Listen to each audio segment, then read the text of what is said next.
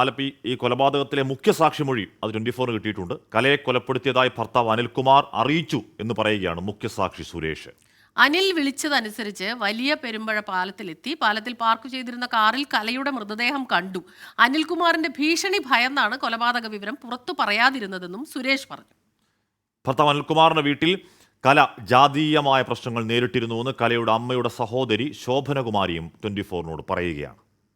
കൊലപാതകം അവർ ഓരോ കഥകൾ മെനഞ്ഞ് അവർക്ക് കൂടുതലുമായിട്ടും തള്ളയ്ക്കൊന്നും ഇഷ്ടമല്ലായിരുന്നു. അപ്പോൾ അവർ തന്നെ ഇതിലോരോ കഥകൾ മെനഞ്ഞ് അവളെ അപായപ്പെടുത്തിയതാണെന്ന് ഇപ്പം ഞങ്ങൾക്ക് ഉറപ്പായി. ജാതിപരമായിട്ട് ഉണ്ടായിരുന്നു. ജാതിപരമായിട്ടെന്ന് പറഞ്ഞാൽ അവിടെ അമ്മായിമ്മയ്ക്കാണ്. ഇവളുമായിട്ട് എപ്പോഴും വഴക്കായിരുന്നെന്നാണ് പറയുന്നത്. ഇവളെ ജാതി അവളെ ഇഷ്ടമല്ലായിരുന്നു അവർക്ക്. അതേസമയം തന്തയ്ക്ക് ഇഷ്ടമായിരുന്നു, ഇവനും ഇഷ്ടമായിരുന്നു. ജാതിയുടെ പേരിലും പറഞ്ഞ് വഴക്കുണ്ടാകുമെന്ന് പറഞ്ഞെപ്പോഴും അങ്ങനെ പ്രശ്നങ്ങളുണ്ടാകുമെന്ന് അവൾ പറഞ്ഞിട്ടുണ്ട്. ഇവർ രണ്ടിടത്ത് വാടകയ്ക്ക് താമസിച്ച് ഈ വഴക്ക് കൊണ്ട്.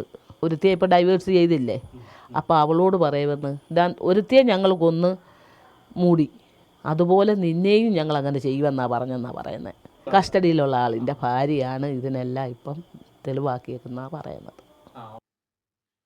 മനീഷ് മഹിപ്പാലാണ് വാർത്തയുടെ ഒരു ചേരുന്നത്. Manish, good morning. എന്ന് പറഞ്ഞാൽ 15 വർഷം മുൻപ് ഒരു കൊലപാതകം നടന്ന പാലത്തിലാണ്, പെരുമ്പുഴ പാലത്തിലാണ് മനീഷ് ഇപ്പോൾ നിൽക്കുന്നത്. മനീഷ, അപ്പോൾ എന്താണ് നമുക്ക് അത്ഭുതം തോന്നുന്ന ഏതോ ഒരു സിനിമാ കഥ പോലൊക്കെ, അതിൻ്റെ സ്ക്രിപ്റ്റ് ഒക്കെ വായിക്കുന്ന പോലൊക്കെ തോന്നുന്ന രീതിയിലുള്ള ട്വിസ്റ്റോട് ട്വിസ്റ്റ്. അതെ,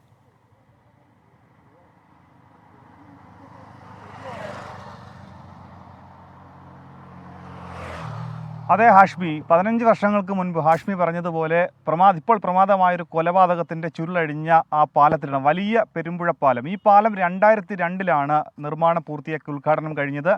ആലപ്പുഴയിൽ നിന്ന് വരികയാണെങ്കിൽ ഇത് തട്ടാരമ്പലത്തിൽ നിന്നും മാന്നാറിലേക്ക് പോകുന്ന വഴിയാണ്. പോലീസിൻ്റെ FIR-ലടക്കം പറയുന്നത് പോലെ ആലപ്പുഴയിൽ നിന്നും ഇയാൾ കുട്ടനാട്, കൊച്ചി അടക്കമുള്ള സ്ഥലങ്ങളിൽ ഭാര്യ കലയുമായി കാറിൽ ഇയാൾ കറങ്ങി, പിന്നീട് കൊലപ്പെടുത്തിയ ശേഷം ഇവിടെ വെച്ചാണോ കൊലപ്പെടുത്തിയത് അല്ലെങ്കിൽ മറ്റെവിടെങ്കിലും വെച്ചാണോ എന്നുള്ളതാണ്. അതായത് തട്ടാരമ്പലത്തിൽ നിന്ന് മാന്നാറിലേക്കുള്ള യാത്രയിലാണ് ഈ പാലത്തിൻ്റെ ഇവിടെ വെച്ച് മുഖ്യ സാക്ഷിയായിട്ടുള്ള സുരേഷിനെയാണ് ആദ്യം വിളിക്കുന്നത്. ഇതുമായി ബന്ധപ്പെട്ട് സഹായിക്കാൻ വേണ്ടിയിട്ട് ഒരു അബദ്ധം പറ്റിയതാണ്. തൻ്റെ ഭാര്യ, അതിനോടകം തൻ്റെ നാട്ടിൽ വലിയ വിദഗ്ധമായ കഥ മെനഞ്ഞിരുന്നു. തൻ്റെ ഭാര്യ സ്വർണ്ണാഭരണങ്ങളുമായി മറ്റൊരാൾക്കൊപ്പം പാലക്കാട് സ്വദേശിയായ സൂരജ് എന്ന യുവാവിനൊപ്പം ഒളിച്ചോടി എന്ന കഥ ഇതിനോടകം എല്ലാ സുഹൃത്തുക്കളോടും കലയുടെ ബന്ധുക്കളോടും ഇത്തരത്തിലുള്ള കഥ പറഞ്ഞു. പിന്നീട് 2 ദിവസങ്ങൾക്ക് ശേഷം അബദ്ധം പറ്റിയതാണ്.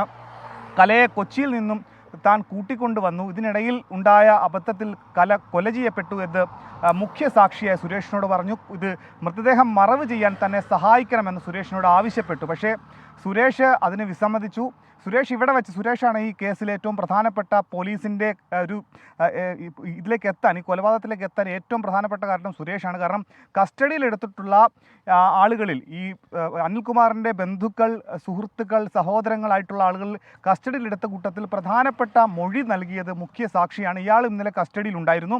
ഇയാളാണ് വിസമ്മതിച്ചത്. ഇയാൾ വിസമ്മതിച്ചതിനെ തുടർന്ന് മറ്റ് സുഹൃത്തുക്കൾ, നിലവിൽ ഇപ്പോൾ പോലീസിൻ്റെ പ്രതിപട്ടികയിലുള്ള കൊലപാതക കുറ്റം തന്നെ ചുമത്തിയിട്ടുള്ള ആളുകളെ ഇവിടെ വിളിച്ചു വരുത്തി.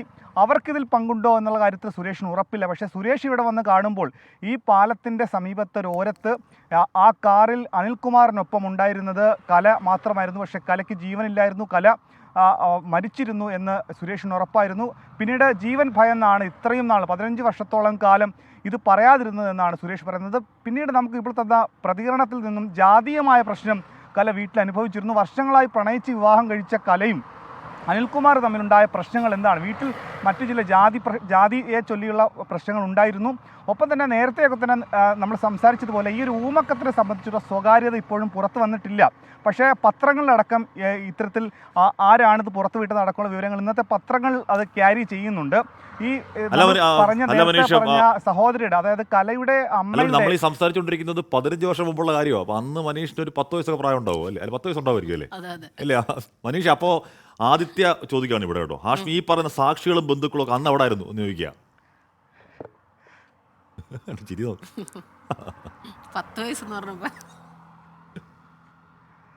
അതെ ഹാഷ്മി, അപ്പം എനിക്ക് അന്നൊരു 10 വയസ്സൊക്കെ കാണത്തുള്ളായിരിക്കും. അപ്പം ആ സമയത്താണ് ഈ കൊലപാതകം ഉണ്ടാകുന്നത്. അപ്പം ഞാനിപ്പോൾ അവസാനം പറഞ്ഞു വന്നത് ഇതിൻ്റെ ചുരുൾ അഴിഞ്ഞതിനെ സംബന്ധിച്ച് ഈ പ്രതിപട്ടികയിലുള്ള ഒരാളുടെ അത് നമുക്ക് പിന്നീട് പറയാം. പിന്നെ അങ്ങനെ ഈ പ്രതിപ്പട്ടികയിലുള്ള ഒരാളുടെ ഭാര്യയെ ആ പ്രതി നേരത്തെ, അതായത് 3 മാസങ്ങൾക്ക് മുൻപ് പെട്രോൾ ഉപയോഗിച്ച് കൊല്ലാൻ ശ്രമിച്ചു.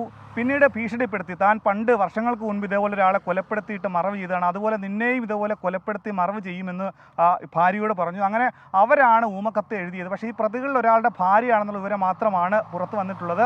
നിലവിൽ 4 പേരാണ്. അത് അനിൽകുമാർ ഇസ്രയേലിലാണുള്ളത്. ഇയാളെ നാട്ടിലെത്തിക്കാനുള്ള അതീവ ശ്രമം പോലീസ് തുടങ്ങിയിട്ടുണ്ട്. 2 ഊമക്കത്തുകളാണ് പോലീസിന് ലഭിച്ചത്. ഒന്ന് 2 മാസങ്ങൾക്ക് മുൻപ്, ഒന്ന് 2 ആഴ്ചയ്ക്ക് മുൻപ്. 2 ആഴ്ചയ്ക്ക് മുമ്പ് ലഭിച്ച ഊമക്കത്തിലാണ് വ്യക്തമായി ഈ സെപ്റ്റി ടാങ്കിൽ ഈ മൃതദേഹം ഉണ്ട് എന്നുള്ള വിവരമുണ്ടായിരുന്നു. ഏറ്റവും പ്രധാനപ്പെട്ട കാര്യം, 8 വർഷങ്ങൾക്ക് മുൻപ് ഈ അനിൽകുമാർ തൻ്റെ വീട് മൊത്തം പൊളിച്ചു പണിതു. പക്ഷേ അപ്പോഴും സെപ്റ്റി ടാങ്ക് മാത്രം പൊളിച്ചില്ല, 2 സെപ്റ്റി ടാങ്ക് കൂടി അധികമായി പണിതു. ഈ സെപ്റ്റി ടാങ്ക് സുരക്ഷിതമായി ഇവിടെ സൂക്ഷിച്ചു. അപ്പോഴും ലോകമറിയാത്ത വലിയൊരു സത്യം അവിടെ ഉണ്ടായിരുന്നു. സ്വന്തം ഭാര്യയെ പറ്റി മറ്റൊരു കഥ മെനഞ്ഞ്, മറ്റൊരാൾക്കൊപ്പം പോയി എന്ന കഥ മെനഞ്ഞ ശേഷം അവരെ കൊലപ്പെടുത്തി ഇത്രയും നാളും ഈ സെപ്റ്റി ടാങ്കിൽ കുഴിച്ചു മൂടിയ യാഥാർത്ഥ്യം അത് ചുരുളഴിഞ്ഞത് ഇന്നലെ ഉച്ചയോടുകൂടിയാണ് ഹാഷ്മി. എന്താണെങ്കിൽ ഇന്നത്തെ പോലീസിൻ്റെ നടപടി, ഈ മറ്റു പ്രതികളെ നേരത്തെ തന്നെ ഇവിടെ രഹസ്യമായി പോലീസ് എത്തിച്ച് പല കാര്യങ്ങളും വിവരശേഖരങ്ങളും നടത്തിയിരുന്നു എന്ന വിവരം നമുക്ക് ഇവിടെ വന്നപ്പോൾ കിട്ടി. കാരണം പ്രതികളെ ഏതാനും ദിവസങ്ങൾക്ക് മുൻപ് പോലീസ് ഇവിടെ കൊണ്ടുവന്നിരുന്നു. ഇനിയും തെളിവെടുപ്പിൻ്റെ ഭാഗമായി പോലീസ് ഇവിടെ കൊണ്ടുവരും. അടുത്ത നടപടി എത്രയും വേഗം ഭർത്താവ് അനിൽകുമാറിനെ നാട്ടിലെത്തിച്ച് മറ്റ് നടപടികളിലേക്ക് കൂടി നീങ്ങുക എന്നതാണ്. മനീഷ് സൂചിപ്പിച്ചതുപോലെ തന്നെ ഈ ഇത്രയും വർഷങ്ങൾ എടുത്തു. അതുകൊണ്ട് തന്നെ തെളിവ് അത് എത്രത്തോളം കൃത്യമായി ഏറ്റവും പ്രധാനമാണ്. പക്ഷേ പോലീസ് എനിക്ക് തോന്നുന്നു മാധ്യമങ്ങൾക്ക് വാർത്ത കിട്ടുമ്പോൾ തന്നെ പോലീസ് അതിൻ്റെ ഓൾമോസ്റ്റ് കാര്യങ്ങളൊക്കെ പൂർത്തിയാക്കിയിരുന്നു, അതിൻ്റെ തെളിവ് ഭാഗം അടക്കം.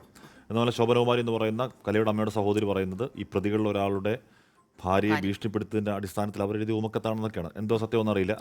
ആരാണ് ആ ഊമക്കത്ത് എഴുതിയത് തന്നെ അന്വേഷിച്ച് പോകാതിരിക്കൽ തന്നെയാണ് നല്ലതെങ്കിലും പ്രേക്ഷകർ പറയുന്നുണ്ട്. അതാണ് ഒരുപാട് പ്രേക്ഷകർ അത് ചോദിക്കുന്നുണ്ട്. ഒരു എന്താണ് ശരി, അത് തന്നെയാണ് ശരി. അത് അന്വേഷിക്കേണ്ടതില്ലെങ്കിൽ കൂടി ഒരു കുതൂഹലം, ഒരു ക്യൂരിയോസിറ്റി ഒക്കെ ഉണ്ടാവില്ല, ആരായിരിക്കും ഇത്ര വർഷങ്ങൾക്ക് ശേഷം അത് എഴുതിയെന്നുള്ളത്. CBI ഡയറി കുറിപ്പ് എന്നൊക്കെ പറഞ്ഞിട്ട് ഇങ്ങനെ ട്വിസ്റ്റുകൾ നിറഞ്ഞ ഒരു കാര്യം വിശ്വസിക്കാൻ എന്തായാലും ഭാവിയിൽ ഉറപ്പായും ഒരു സിനിമ തന്നെയാണ്, അതിലൊരു തർക്കമില്ല അല്ലേ? ഏതായാലും നേരത്തെ നമ്മൾ പറഞ്ഞ ഒരു കാര്യം ഏറ്റവും പ്രധാനപ്പെട്ടതാണ്. സത്യം അത് എത്ര കാലം കഴിഞ്ഞാലും അത് പുറത്തു വരിക തന്നെ ചെയ്യും. അതിനുള്ള ഏറ്റവും പുതുതായി നമുക്ക് ലഭിക്കുന്ന ഈ വിവരങ്ങളിൽ നിന്ന് അത് തന്നെയാണ് നമ്മൾ മനസ്സിലാക്കേണ്ടത്. ലോകത്തെവിടെയായാലും ഏത് സമയത്തും 24 വാർത്തകളും ഓഗ്മെന്റഡ് റിയാലിറ്റി പാക്കേജുകളും എക്സ്പ്ലെയിനറുകളും വിശദമായി കാണാൻ ഞങ്ങളുടെ യൂട്യൂബ് ചാനൽ നിങ്ങൾക്ക് സബ്സ്ക്രൈബ് ചെയ്യാം.